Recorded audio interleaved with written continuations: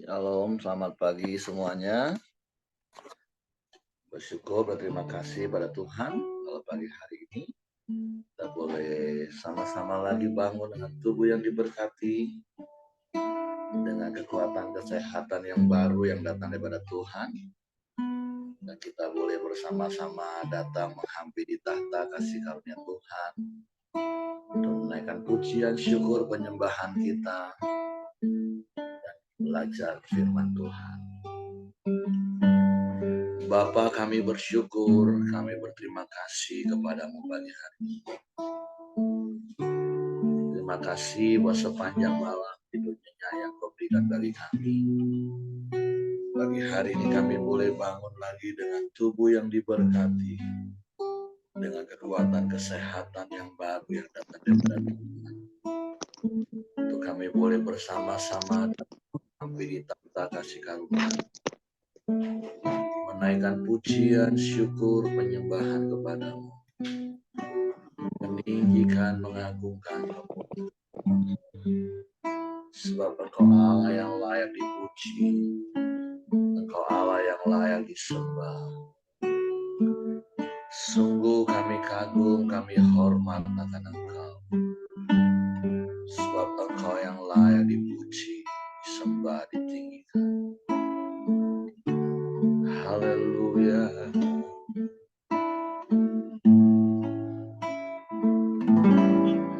Kau sungguh indah, tiada taranya, sungguh menakjubkan,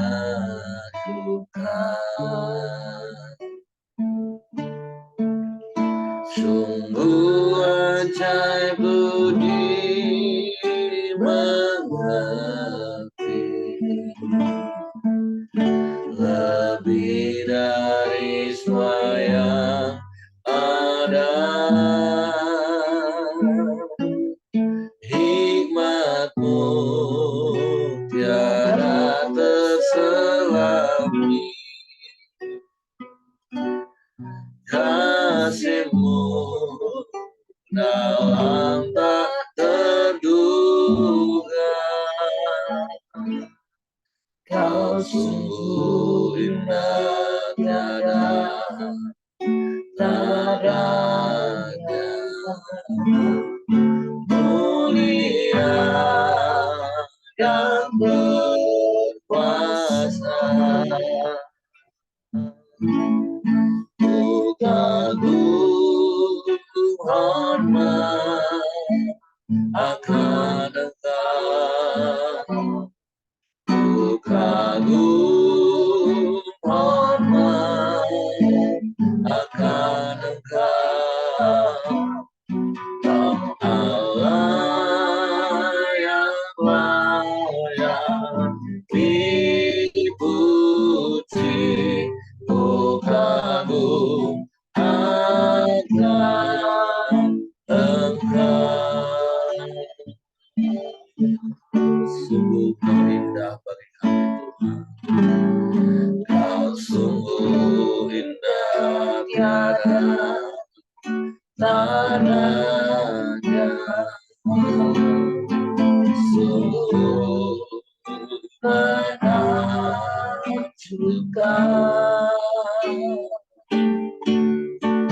sungguh ajaib budi mengerti, lebih dari semua yang ada. Hikmat-Mu tiada terselami, kasih-Mu dalam tak terduga. Kau sungguh indah, tiada tandanya, mulia yang berkuasa.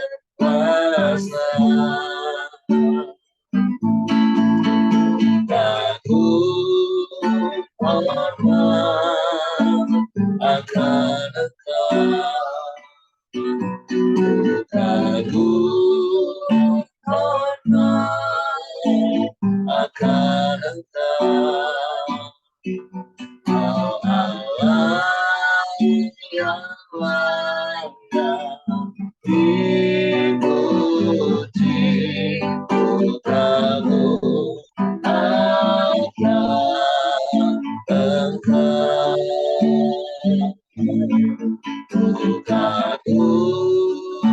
hormat akan Engkau,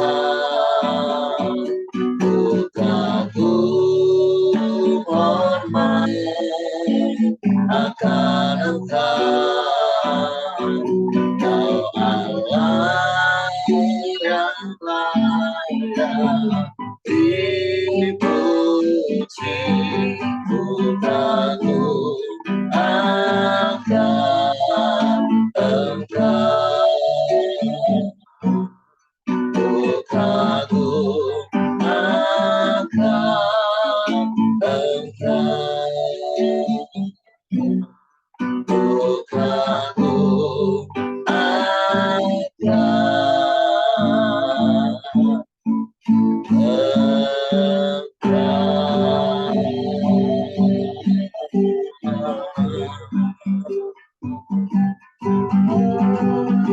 kami kagum akan Engkau,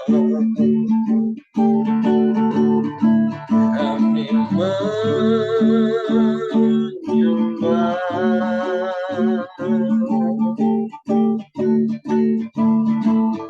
kami tinggikan nama-Mu,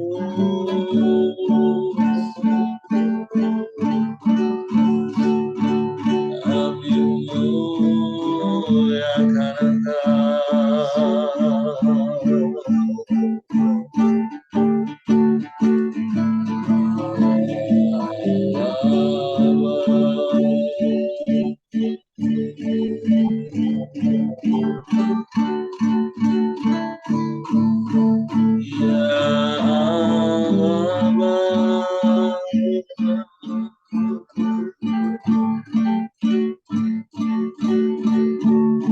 Kau sungguh mempesona kami Tuhan,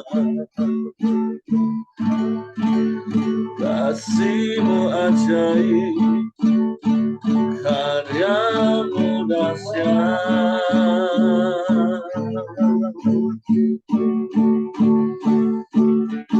Kau mengasihi kami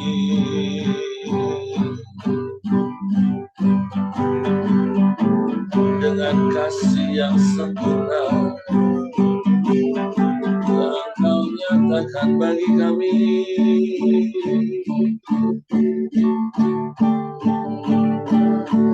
Kau mati bagi kami,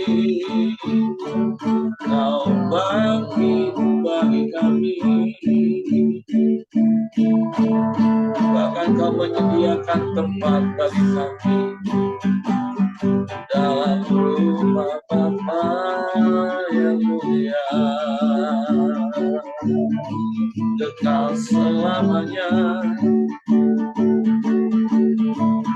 Kami bersyukur,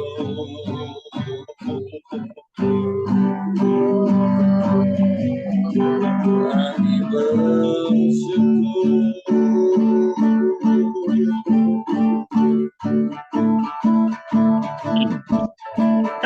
ya Allah.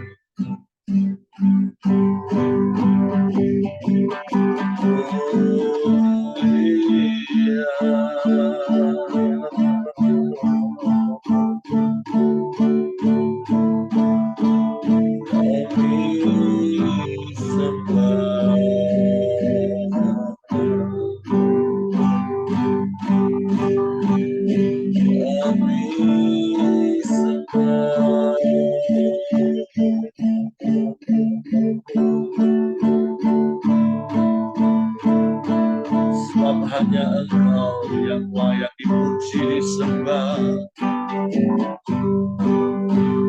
hanya Engkau yang layak ditinggikan, diagungkan selamanya.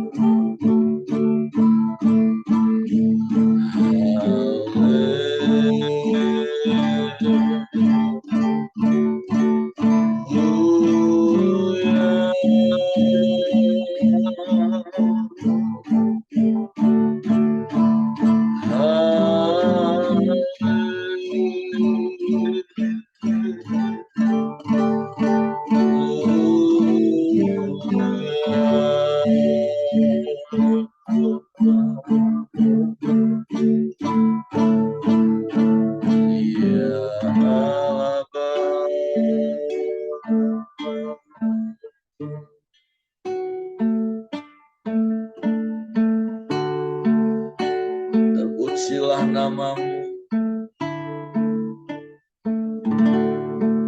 terpujilah namamu, Yesus, Yesus Tuhan. Engkau yang begitu mengasihi kami. Engkau baik, Kau sungguh baik. Kau sangat baik.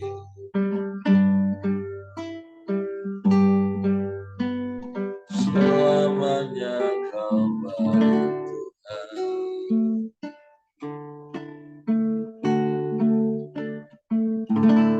Ya Allah, ya Allah, sungguh baik, sangat baik, selalu baik, selamanya Kau baik. Sebab daripada mula datangnya pertolongan kami, dan tak pernah terlambat pertolongan-Mu bagi kami, Tuhan.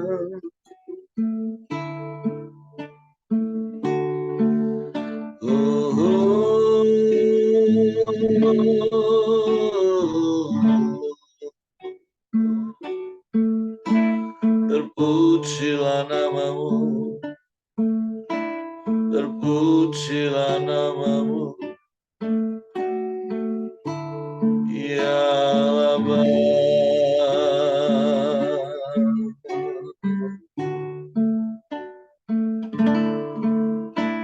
Ya Allah,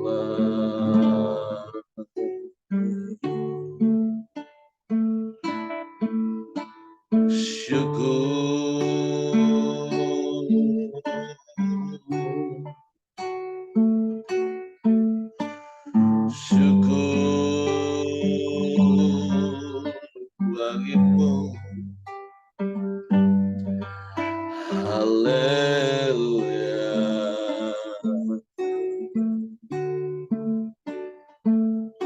sebab Engkaulah penolong yang ajaib bagi kami.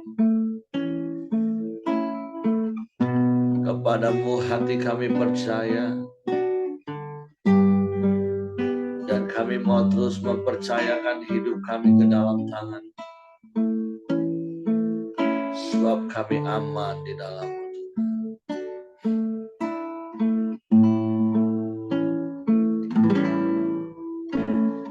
Saat ku tak melihat jalanmu, saat ku tak mengerti rencanamu, namun tetap ku pegang janjimu, berharapanku hanya padamu. Saat kami tak melihat jalanmu Tuhan, saat ku tak melihat jalanmu, saat ku tak mengerti rencanamu, namun tetap ku pegang janjimu, berharapanku hanya padamu. Hatiku percaya, hatiku percaya,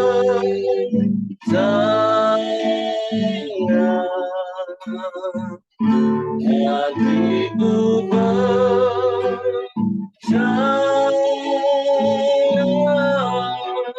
selalu ku percaya.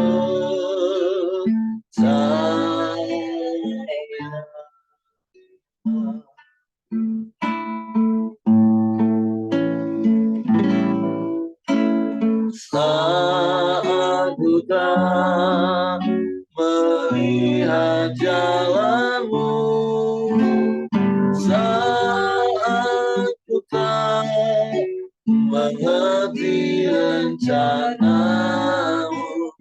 namun tetap ku pegang janjimu, berharapanku hanya padamu. Hatiku percaya,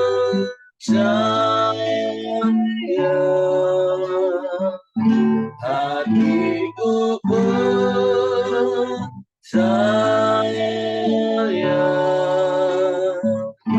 hatiku percaya,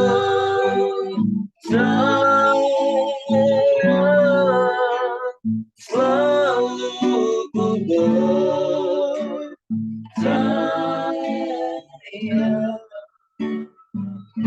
Hatiku percaya,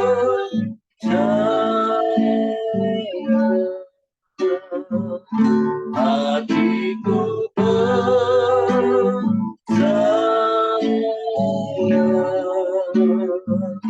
hatiku percaya, selalu ku percaya, selalu ku percaya,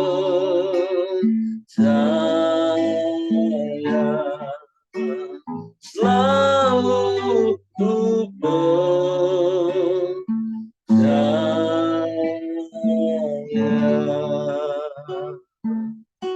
Kami mau terus percaya kepadamu, dan kami mau terus taat melakukan firman. Karena iman percaya kami itu didasari dan timbul karena firman. Sehingga kami tahu dan seharusnya lah bahwa bukti iman kami adalah ketaatan kami akan firman. Suatu pagi hari ini kami buka hati kami untuk kebenaran firman. Roh Kudus, tolong kami untuk mengerti dan memahami firman, sehingga kami percaya firman dan kami melakukannya dalam hidup kami. Dalam nama Yesus kami sambut firman-Mu. Haleluya, haleluya. Amin. Oke, silakan Pak Ramli. Ya, terima kasih Pak Heri. Terima kasih teman-teman semua.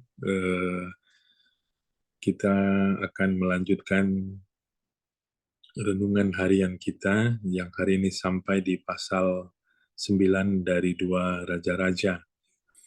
Cerita tentang Yehu yang diurapi menjadi raja dan mempunyai suatu misi untuk untuk membinasakan keturunan daripada Ahab. Saya akan bacakan bagi kita. Yehu menjadi raja Israel. Kemudian Nabi Elisa memanggil salah seorang dari rombongan Nabi dan berkata kepadanya, ikatlah pinggangmu, bawalah buli-buli berisi minyak ini dan pergilah ke Ramot Gilead. Apabila engkau sampai di sana, ke sana, carilah Yehu bin Yosafat bin Nimsi. Masuklah, ajaklah dia bangkit dari tengah-tengah temannya dan bawalah dia ke ruang dalam. Kemudian ambillah buli-buli berisi minyak itu, lalu tuangkan isinya ke atas kepalanya dan katakan, beginilah firman Tuhan. Telah kuurapi engkau menjadi raja atas Israel. Sesudah itu bukalah pintu, larilah dan jangan berlambat-lambat. Lalu Nabi muda itu pergi ke Ramot Gilead. Setelah ia sampai, maka tampaklah panglima-panglima tentara sedang duduk berkumpul. Lalu ia berkata, ada pesan kubawa untukmu, ya panglima. Yehu bertanya, untuk siapa dari kami sekalian? Jawabnya, untukmu, ya panglima. Lalu bangkitlah Yehu dan masuk ke dalam rumah. Nabi muda itu menuang minyak ke atas kepala Yehu serta berkata kepadanya, beginilah firman Tuhan, Allah Israel, telah kuurapi engkau menjadi raja atas umat Tuhan, yaitu orang Israel.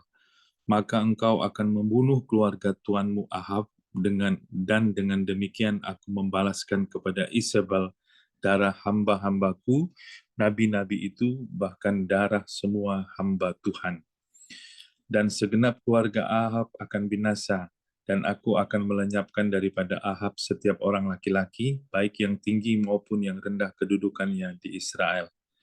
Dan aku akan memperlakukan keluarga Ahab sama seperti keluarga Yerobeam bin Nebat dan sama seperti keluarga Baesa bin Ahia. Isabel akan dimakan anjing di kebun di luar Israel dengan tidak ada orang yang menguburkannya.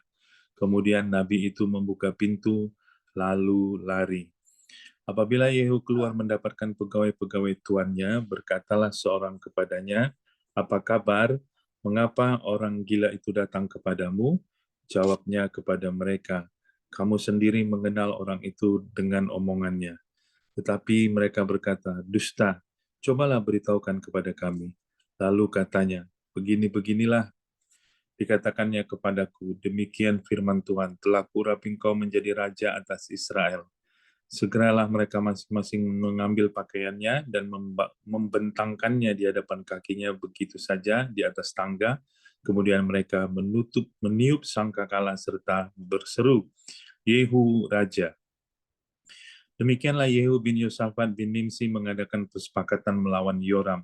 Adapun Yoram sedang berjaga-jaga di Ramot Gilead bersama-sama dengan segenap orang Israel menghadapi Hazael, Raja Aram. Tetapi Raja Yoram sendiri telah pulang ke Israel supaya luka-lukanya diobati yang ditimbulkan orang Aram pada waktu ia berperang melawan Hazael, Raja Aram. Yehu berkata, jika kamu sudah setuju, janganlah biarkan siapapun meloloskan diri dari kota untuk memberitahukan hal itu ke Israel. Ya, jadi di suatu ketika Nabi Elisa mengutus seorang nabi yang muda untuk pergi kepada Yehu, salah seorang panglima Ahab sejak lama, untuk menjadi raja Israel, ya. dengan satu misi, satu tujuan untuk membinasakan ya atau membunuh seluruh keluarga daripada Ahab. Hal ini sudah dinubuatkan Tuhan jauh sebelumnya di 1 Raja-Raja 21 ayat 20 sampai 24 ya. Di situ Tuhan mengatakan kepada Elia bahwa Tuhan akan membunuh semua keluarga Ahab dan tidak ada penerus, tidak akan ada keturunan Ahab yang akan hidup karena Ahab berlaku jahat dan menyakiti hati Tuhan. Jadi nubuatan itu sudah diberikan kepada Elia pada waktu itu dan akhirnya kita lihat di perikop ini ya Yehu dipilih untuk melaksanakan nubuatan itu atau misi itu ya. Nah, kenapa tidak Elisa yang langsung mengurapi Yehu menjadi raja Israel ya? Karena ada kemungkinan kalau Elisa yang datang ke Ramot Gilead ya, orang-orang sudah mengenal Elisa yang hebat, yang terkenal, yang populer ya. Maka kalau Elisa datang ke sana untuk mengurapi seseorang menjadi raja, tentu hal ini akan menjadi heboh ya, dan rencananya bisa berantakan atau bisa lebih sulit ya. Maka strateginya adalah Elisa menyuruh seorang nabi muda yang tidak terlalu terkenal ya untuk mengurapi Yehu menjadi raja Israel. Makanya diurapi di tempat yang tertutup di dalam sebuah kamar ya. Dan setelah itu nabi itu pun segera pergi dengan tergesa-gesa ya. Tapi kita lihat bahwa ketika teman-teman Yehu tahu bahwa Yehu diurapi menjadi raja, mereka secara dengan sukacita mengakui ya, sepertinya mengiyakan atau melegitimasi pengurapan Yehu menjadi raja ya. Mereka membentangkan pakaian mereka dan bersorak-sorak mengatakan bahwa Yehu adalah raja ya. Kita akan teruskan di perikop berikutnya. Yoram dan Ahazia dibunuh, ayat 16. Kemudian Yehu naik kereta dan pergi ke Yisrael sebab Yoram berbaring sakit di sana. Juga Ahazia Raja Yehuda datang menjenguk Yoram. Ketika penjaga yang sedang berdiri di atas menara di Yisrael melihat pasukan Yehu datang, berserulah ia, ada kulihat suatu pasukan, berkatalah Yoram, ambillah seorang penunggang kuda, suruhlah ia menemui mereka serta menanyakan, apakah ini kabar damai? Lalu pergilah penunggang kuda itu untuk menemuinya dan berkata, beginilah tanya raja, apakah ini kabar damai? Jawab Yehu, damai, bukan urusanmu, baliklah, ikutlah aku. Dan penjaga itu memberitahukan, suruhan sudah sampai kepada mereka, tapi ia tidak pulang. Disuruhnyalah penunggang kuda yang kedua, dan setelah sampai kepada mereka berkatalah ia, beginilah tanya raja, apakah ini kabar damai? Jawab Yehu, damai, bukan urusanmu, baliklah, ikutlah aku. Dan penjaga itu memberitahukan, sudah sampai ia kepada mereka, tapi ia tidak pulang. Dan cara memacunya adalah seperti cara Yehu cucu Nimsi memacu, sebab ia memacu seperti orang gila. Sesudah itu berkatalah Yoram, pasanglah kereta. Lalu orang memasang keretanya, maka keluarlah Yoram Raja Israel dan Ahazia Raja Yehuda masing-masing naik keretanya. Mereka keluar menemui Yehu lalu menjumpai dia di kebun Nabot orang Israel itu. Tatkala Yoram melihat Yehu, bertanyalah ia, apakah ini kabar damai, hai Yehu? Jawabnya, bagaimana ada damai selama sundal dan orang sihir ibumu Isabel begitu banyak. Segera Yoram berputar dan mau melarikan diri sambil berseru kepada Ahazia, itu tetapi Yehu menarik busurnya dengan sepenuh kekuatannya, lalu memanah Yoram di antara kedua bahunya, sehingga anak panah itu menembus jantungnya, maka rebahlah ia ke dalam keretanya. Kemudian berkatalah Yehu kepada Bidkar perwiranya, angkat dan lemparkanlah mayatnya ke kebun Nebot, orang Israel itu, sebab ketahuilah bahwa pada waktu aku dan engkau berdampingan menunggang kuda mengikuti Ahab ayahnya, maka Tuhan telah mengucapkan terhadap dia hukuman ini. Sesungguhnya aku telah melihat darah Nabot dan darah anak-anaknya tadi malam, demikianlah firman Tuhan, maka aku akan membalaskannya kepadamu di kebun ini. Demikianlah firman Tuhan. Oleh sebab itu angkat dan lemparkanlah mayatnya ke kebun ini sesuai dengan firman Tuhan.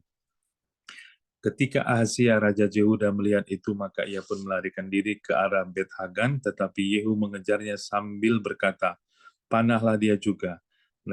Maka mereka memanah dia di atas keretanya di pendakian ke Gur dekat Ibleam.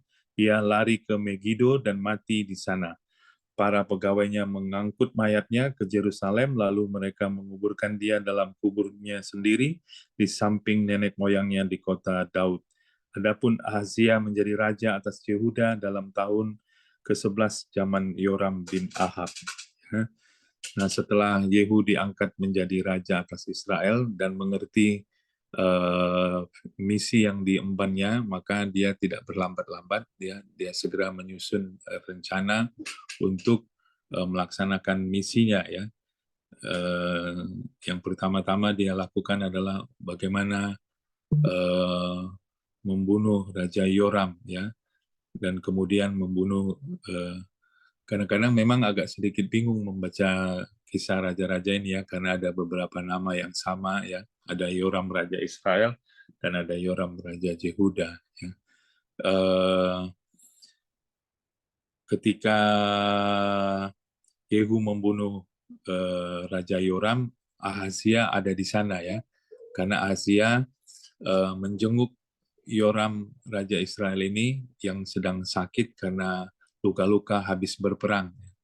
Kenapa Ahazia menjenguk Yoram? Karena kebetulan dikatakan Raja Yoram ini masih pamannya Ahazia. Jadi Ahazia ada di tempat yang salah pada waktu itu, ya, karena dia bersama-sama dengan Yoram dan Yoram di dalam target untuk dibunuh oleh Yehu dan Ahazia akhirnya dibunuh juga, ya. Saya akan teruskan saja, ya. Isabel dibunuh ayat 30. Sampailah Yehu ke Yisrael, ketika Isabel mendengar itu ia mencalak matanya, dihiasinyalah kepalanya, lalu ia menjenguk dari jendela. Pada waktu Yehu masuk pintu gerbang, berserulah Isabel, bagaimana selamatkah Zimri pembunuh tuannya itu? Yehu mengangkat kepalanya, melihat ke jendela itu dan berkata, siapa yang di pihakku? Siapa? Dan ketika 2-3 orang pegawai istana menjenguk kepadanya, ia berseru, jatuhkanlah dia. Mereka menjatuhkan dia sehingga darahnya memercik ke dinding dan ke kuda, mayatnya pun terinjak-injak. Yehu masuk ke dalam lalu makan dan minum. Kemudian ia berkata, baiklah urus mayat orang yang terkutuk itu dan kuburkanlah dia, sebab ia memang anak raja. Mereka pergi untuk menguburkannya, tetapi mereka tidak menjumpai mayatnya, hanya kepala dan kedua kaki dan kedua telapak tangannya. Mereka kembali memberitahukannya kepada Yehu, lalu berkata, memang begitulah firman Tuhan yang diucapkannya dengan perantaran hambanya Elia, orang Tisbe itu, di kebun di luar Israel akan dimakan anjing daging Isabel. Maka mayat Isabel akan terhampar di kebun di luar Israel seperti pupuk di ladang, sehingga tidak ada orang yang dapat berkata, inilah Isabel. Ya. Jadi akhirnya Isabel, istri Ahab yang kita tahu, ya, begitu kejam, ya, yang pernah membunuh nabi-nabi Tuhan, ya, dan yang pernah mengintimidasi Elia sehingga Elia lari ketakutan, ya, akhirnya mati juga sebagaimana yang sudah dinubuatkan oleh Tuhan di dalam satu raja-raja sebelumnya, ya. Kisahnya tentu sangat unik, ya, dan pada zaman dulu mengerikan, ya, karena main bunuh begitu saja, ya. Jadi ketika Yehu menjadi raja Israel dengan suatu misi untuk membinasakan keluarga Ahab, ya, Yehu tidak berlambat-lambat, dia segera menyusun strategi, kemudian dia mencari Yoram, ya, kemudian membunuh Ahazia, ya, kemudian membunuh Isabel, dan nanti besok di pasal 10 kita lihat cukup seram ya, karena ada 70 orang anak laki-laki daripada Ahab yang ada di Samaria, itu disembelih, dipotong kepalanya oleh Yehu ya. Dan ada 40 orang sanak saudara dari Ahazia yang juga dibunuh oleh Yehu ya. Jadi Yehu eh, raja yang cukup tegas ya, raja yang cukup berani dan cukup kejam ya. Eh, Artinya cukup cocok untuk melaksanakan visi ini daripada Tuhan ya. Jadi apa yang bisa kita pelajari dari kejadian ini ya, tentu sudah berbeda zamannya ya dengan yang sekarang ya. Tentu tidak seperti itu lagi. Tapi satu hal yang saya renung-renungkan adalah eh, untuk melaksanakan sebuah mandat daripada Tuhan atau sebuah nubuatan daripada Tuhan, ternyata Tuhan bisa memilih siapa saja ya eh, untuk menggenapi nubuatnya. Jadi apapun yang sudah dinubuatkan oleh Tuhan pasti digenapi oleh Tuhan dengan cara Tuhan sendiri ya. Nah, ini mengingatkan kita ya bahwa kita bersyukur menjadi orang-orang pilihan Tuhan sebagaimana tema tahunan kita ya. Kita adalah orang-orang pilihan Tuhan pada hari ini untuk mengingatkan kita kembali ya bahwa kita adalah bangsa yang terpilih ya, umat kepunyaan Allah sendiri, bangsa yang kudus untuk menyatakan perbuatan-perbuatan Allah yang besar ya. Nah, kita harus bersyukur untuk status itu, untuk pilihan Tuhan atas hidup kita, ya. Tapi kita harus ingat bahwa Tuhan memilih kita dengan satu misi untuk kita boleh bersaksi kepada banyak orang tentang kebesaran Tuhan dalam hidup kita. Maka yang menjadi renungan dan yang menjadi pertanyaan di dalam hati kita hari-hari ini, apakah kita masih terus bersaksi di dalam kehidupan kita sepanjang hidup kita setiap hari, di dalam aktivitas kita setiap hari ya, karena memang untuk itulah Tuhan memilih kita supaya kita menyaksikan tentang Tuhan yang hebat, tentang Tuhan yang perbuatan-perbuatannya besar ya, yang sudah Tuhan lakukan di dalam hidup kita. Mari kita terus giat untuk tetap menjadi saksi Tuhan di dalam kehidupan kita ya. Yang kedua yang saya bisa renungkan ya dari kisah ini adalah bahwa bagaimanapun juga ya apa yang kita lakukan tetap selalu menjadi ada konsekuensinya ya. Keluarga Ahab, istri ya Ahab sendiri ya telah menyakiti hati Tuhan dan hidup jahat di mata Tuhan ya. Dan Tuhan tidak berkenan terhadap Ahab dan keluarganya, sehingga di 1 Raja-Raja 21 itu Tuhan berikhtiar untuk membunuh Ahab dan seluruh keluarganya, seluruh darah dagingnya, sehingga tidak ada yang menjadi penerus daripada Ahab di dalam sejarah raja-raja ya. Nah, ini menjadi peringatan juga bagi kita ya. Walaupun kita bersyukur bahwa kita hidup tidak lagi di zaman dulu, tapi di zaman kasih karunia ya. Tapi mengingatkan kita untuk kita tetap hidup di dalam takut akan Tuhan dan hormat akan Tuhan, karena semua yang kita lakukan selalu ada konsekuensinya bagi kita, supaya kita tidak menuai apa yang kita tabur ya. Maka yuk kita terus hidup di dalam hormat dan takut akan Tuhan. Saya kira dua hal ini yang bisa saya sharingkan Pak Heri. Semoga boleh menjadi berkat. Saya kembalikan kepada Pak Heri. Tuhan memberkati.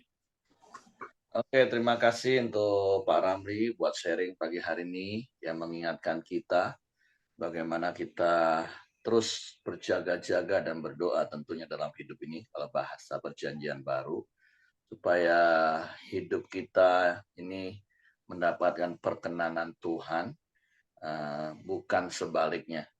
Nah, selain dari apa yang Pak Ramli sudah sampaikan, ya tentu ada hal yang saya tambahkan dari kisah yang kita baca hari ini. ada kebenaran yang harus kita praktek. Ketika Tuhan izinkan kita memiliki sebuah posisi sebagai pemimpin, sebagai orang yang memiliki orang-orang yang kita pimpin, maka jadilah pemimpin itu yang dihormati dan disayangi oleh orang-orang yang kita pimpin.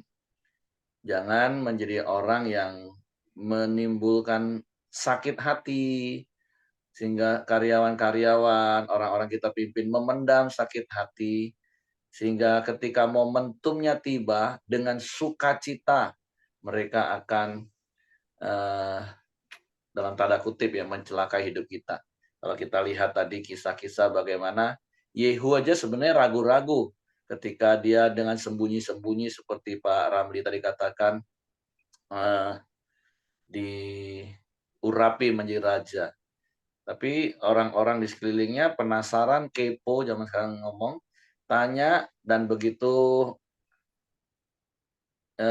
Yehu sampaikan, walaupun dengan sekali lagi dengan nada ragu-ragu. Kan Yehu tadi ngomong, kalian tahulah siapa dia tadi tuh, asal ngomong lah dia tuh. Tapi kan orang ngomong, tapi dia ngomong apa? Ya, dia sih ngurapin aku jadi raja.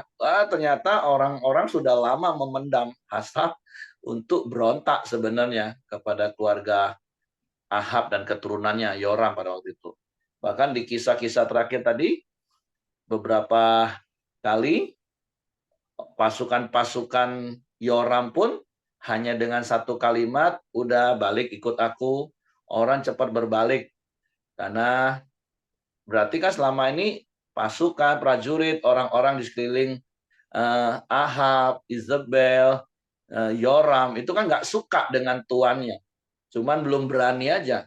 Bahkan yang di terakhir, waktu Yehu datang menghampiri tempat Isabel, maka prajurit-prajurit dengan sukacita melempar Isabel dari hubungan lantai, nggak tahu lantai berapa, lantai 2 lah mungkin ya, sampai akhirnya mati. Nah, jadi pembelajarannya bagi kita yang saya dapat gini, kalau engkau ada di posisi sebagai pemimpin, jadilah pemimpin yang dihormati dan disayangi oleh orang-orang yang kau pimpin. Jangan sampai mereka sakit hati, memendam sakit hati. Ya, istilah sederhana orang Jambi, jangan sampai kita ini makan sumpah dari anak buah kita. Dan tinggal tunggu waktu saja ketika ada kesempatan mereka memberontak kepada kita.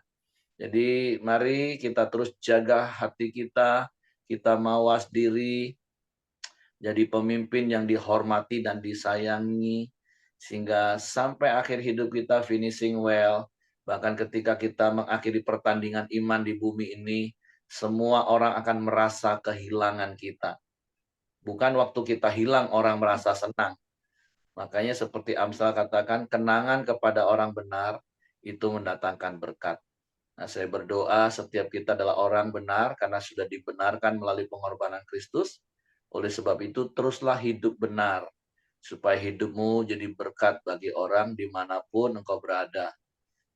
Engkau disukai, dihormati, disayangi oleh siapapun. Oleh orang-orang di rumahmu, oleh orang-orang di kampungmu, di tetangga kanan kirimu, di tempat pekerjaanmu, dimanapun kita berada, di gereja, jadilah orang yang dihormati dan disayangi. Oke, itu saja sih yang saya dapat pagi hari ini. Supaya seperti apa yang Pak Ramli tadi katakan, hidup kita ini jadi kesaksian bagi orang lain untuk memuliakan nama Tuhan. Oke, terima kasih Pak Ramli. Tuhan berkati. Saya serahkan kepada Hengki. Ya, mari kita masuk dalam doa kita. Silakan Koheng, nanti ditutup sama Pak Dr. Ramli.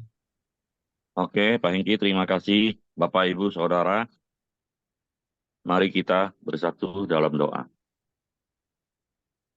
Bapa kami yang di surga, yang kami sembah, yang kami puja, kami muliakan di dalam nama Tuhan Yesus. Kami kembali ucap syukur ya Tuhan atas pertolongan, perlindungan, penyertaan-Mu dan kasih setia-Mu pada kami semua ya Tuhan. Baik suami istri, anak-anak, cucu, menantu, serta yang berhubungan darah dengan kami. Engkau urapi dan Engkau berkati. Kami juga bangga punya Allah di Engkau ya Tuhan Yesus, yang selalu ada dalam setiap kehidupan kami semua, Dan Engkau juga memberikan kami kekuatan kesehatan serta berkat-Mu yang telah kami terima dengan sukacita dan mengucap syukur kepada Engkau ya Tuhan Yesus pada pagi hari ini. Sebelum kami naikkan setiap doa dan permohonan kami ya Tuhan Yesus, terlebih dahulu Engkau ampuni segala bentuk dosa, pelanggaran, kekurangan, kelemahan kami ya Tuhan. Bahkan Engkau sucikan pikiran dan hati kami ya Tuhan, supaya kami layak di hadapan-Mu. Pada pagi yang indah ini ya Tuhan Yesus, kami semua sudah sama-sama memuji, memuliakan nama Engkau. Bahkan telah sama-sama kami sering kebenaran firman-Mu.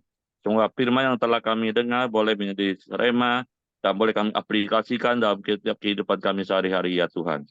Kami mau tetap andalkan Tuhan di dalam segala keadaan dalam setiap kehidupan kami. Dan kami juga ya Tuhan, mau hidup ya Tuhan selalu menjadi kesaksian ya Tuhan bagi semua orang. Dan kami juga akan lakukan ya Tuhan, dan setiap apa yang kami lakukan ya Tuhan pasti ada konsekuensinya. Kami mau berbuat ya Tuhan untuk kesenangan-Mu ya Tuhan Yesus. Dan hidup taat dan hormat ya Tuhan kepada Tuhan. Serta kami tetap jaga hati ya Tuhan Yesus. Hamba-Mu Pak Dr. Lamli yang sudah membagikan kebenaran firman-Mu ya Tuhan, Kau urapi, Engkau berkati pelayanannya Tuhan Yesus, supaya semakin hari semakin dipakai Tuhan, dan juga Engkau tambah-tambahkan ya Tuhan kapasitas pelayanannya Tuhan, di gereja Bungo ya Tuhan Yesus, dan sekitarnya Tuhan Yesus boleh menjauh jiwa-jiwa ya Tuhan datang beribadah kepada Engkau. Demikian profesinya sebagai dokter ya Tuhan, Engkau juga berkati ya Tuhan, Engkau tambah-tambahkan pasiennya untuk Pak Ramli ya Tuhan Yesus. Demikian anak dan istrinya Tuhan, setiap pergumulannya Engkau berikan jawaban yang pasti, demikian cita-cita anaknya Tuhan Engkau berkati di dalam nama Tuhan Yesus.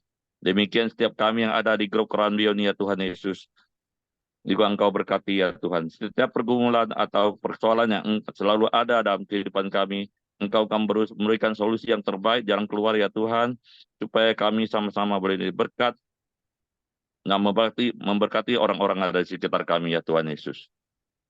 Setiap pekerjaan, pelayanan yang kami lakukan sepanjang hari ini, boleh selalu mempermuliakan nama-Mu ya Tuhan Yesus. Apabila ada teman di grup Kerambion yang sakit atau kurang sehat, kami doakan, dengan kuasa bibir-Nya Tuhan Yesus, dipulihkan dan disembuhkan secara sempurna di dalam nama Tuhan Yesus. Demikian juga kami doakan kota Jambi dan sekitarnya Tuhan Yesus, juga Engkau berikan keamanan, kedamaian, dan jauhkan dari hal-hal yang tidak kami inginkan di dalam nama Tuhan Yesus, supaya sukacita damai sejahtera-Mu ada di kota Jambi dan sekitarnya. Pada pagi hari yang ini kami juga sepakat ya Tuhan berdoa untuk bangsa dan negara Indonesia dan pemerintahnya ya Tuhan.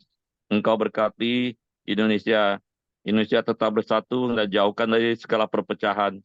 Aparat TNI dan Polri tetap setia menjalankan kedaulatan negara Republik Indonesia, serta menjaganya Tuhan, dari kota sampai ke desa-desa terpencil sekalipun, supaya tetap ada keamanan, kedamaian bagi seluruh bangsa Indonesia.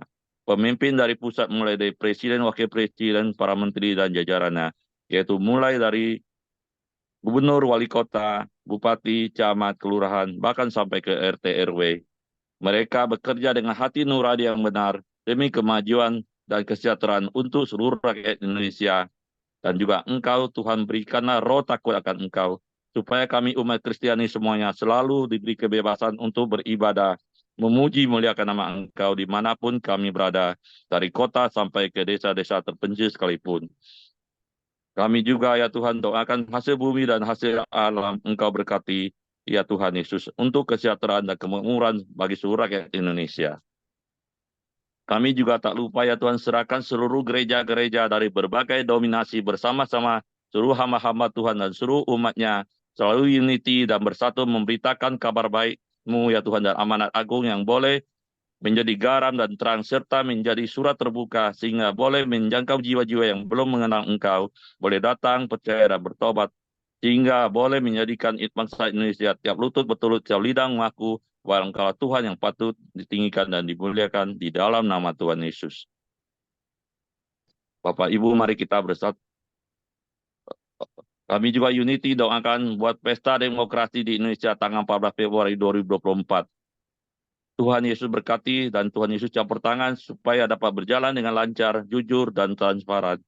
Sehingga terpilih seorang presiden, wakil presiden yang terbaik, yang takut akan Engkau ya Tuhan, untuk menjalankan visi dan misi ke depannya lebih baik ya Tuhan.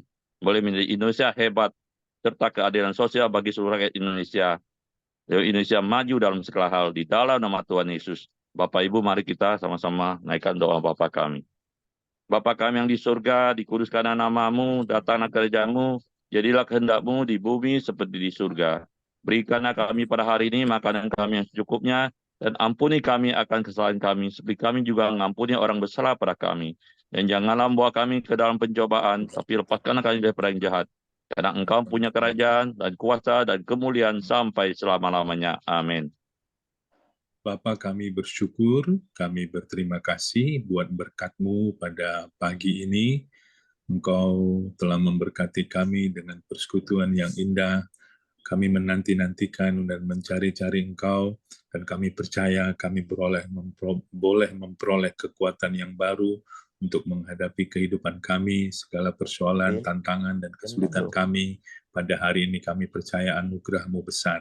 Terima kasih untuk kebenaran firman-Mu, ajar kami menjadi orang yang sudah Engkau pilih, menjadi orang yang dikasihi, disenangi, dan dihormati Tuhan dari orang-orang yang Kau percayakan kepada kami untuk kami pimpin Tuhan, untuk boleh mempertanggungjawabkan apa yang Tuhan telah pilih atas kehidupan kami.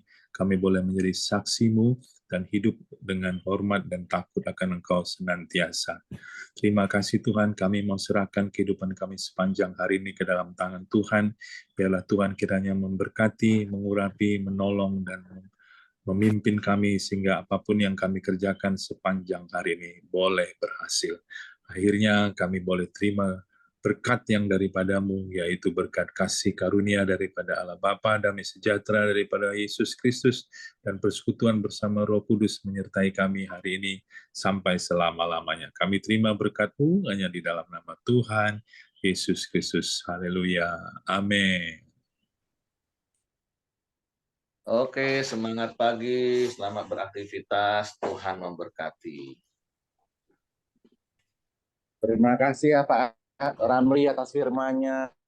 Terima kasih Pak Heri. Pamit dulu Pak Heri. Oke, Bapak Ibu, kalau tidak ada, saya akan akhiri.